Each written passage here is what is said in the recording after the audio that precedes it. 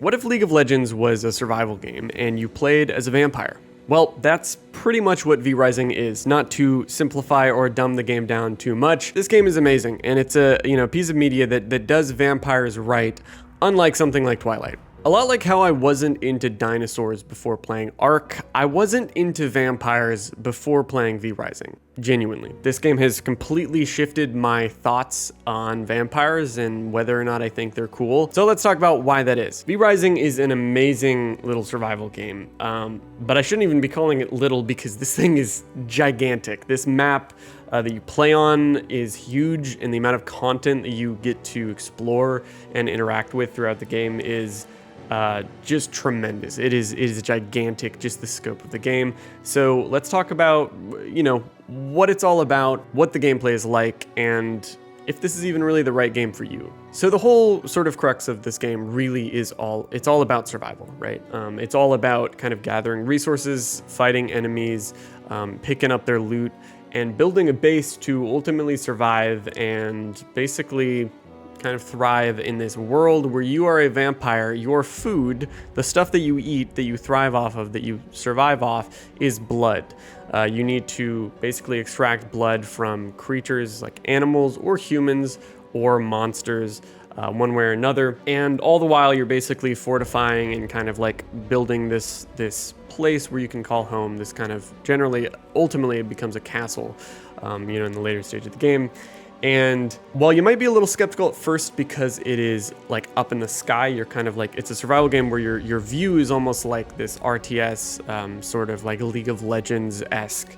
I don't know what to call it actually. It's like, is it RTS or it's top down? Whatever it is, I've never really gotten into games where you're playing where the camera is like up in the sky, but this game is like the first that I've actually had a ton of fun with, where the camera is genuinely like way further away from the character and you're kind of commanding them in this style. So if that doesn't tell you anything about the gameplay, then hopefully the rest of this review will. I played for about 2 or 3 days, and I played with a couple buddies of mine. I think we had 4 of us in total, so this review is kind of based off that almost cooperative gameplay. We were able to fight some bosses together, but ultimately we actually kept our bases separate, so we each had our own little base. And I think that's actually the ideal way to play the game. It seems like if you were to build in the same spot, it might take away from the fun a little bit and take away from the kind of independence that you get through exploring the game through essentially the objectives, like the tutorials in the top left. And I think it just makes the most sense to kind of build your own claim on your own. One of probably the best things about V-Rising is the quality of life galore that you have in this game compared to a lot of other survival games, especially recent releases. So for example, there's so many different buttons you can press to basically like throw all of your items into different storage boxes. There are even dedicated storage boxes for specific types of resources.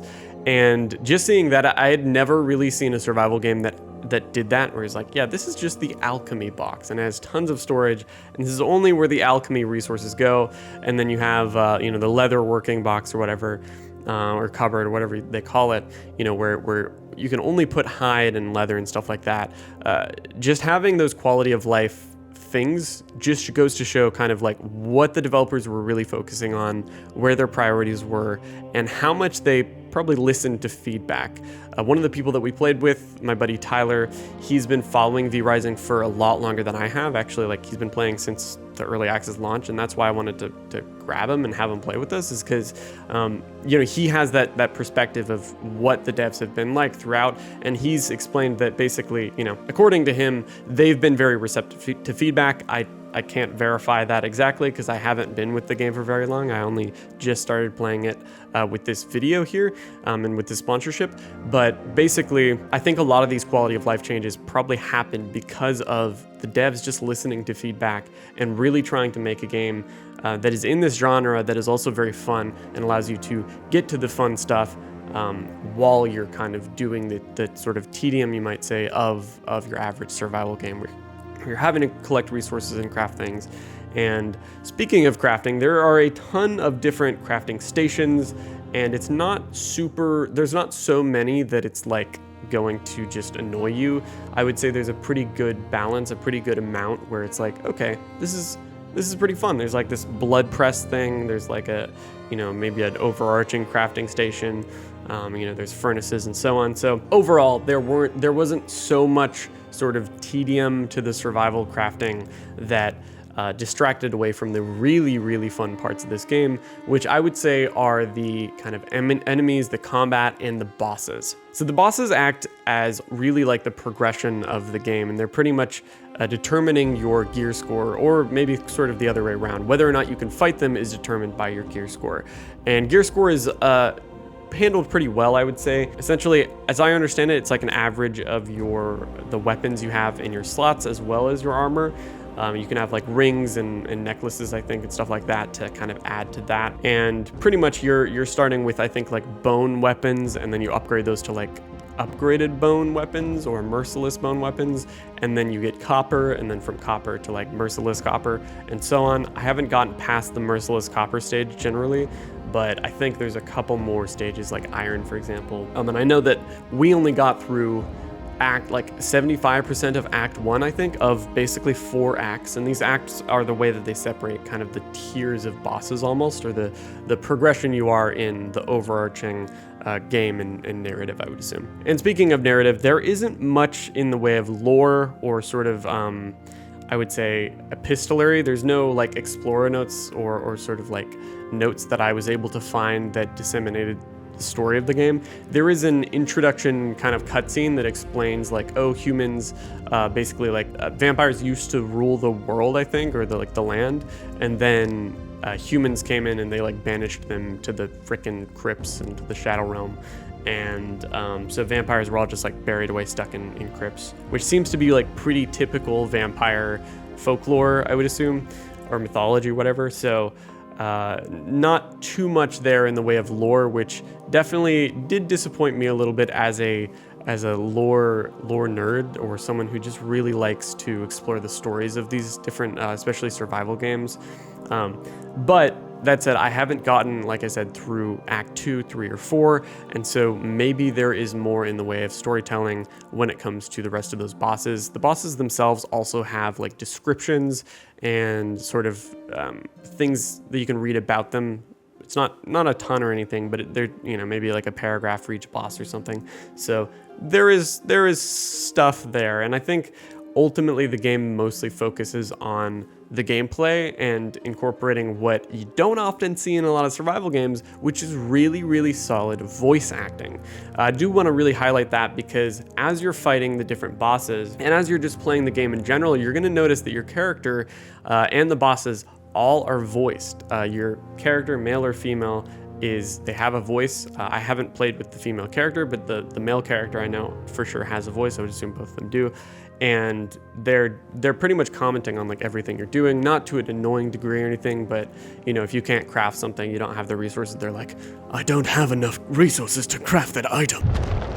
I am alive. Or if you're fighting different bosses, generally these bosses all have different voices, and they're very colorful characters, I would say.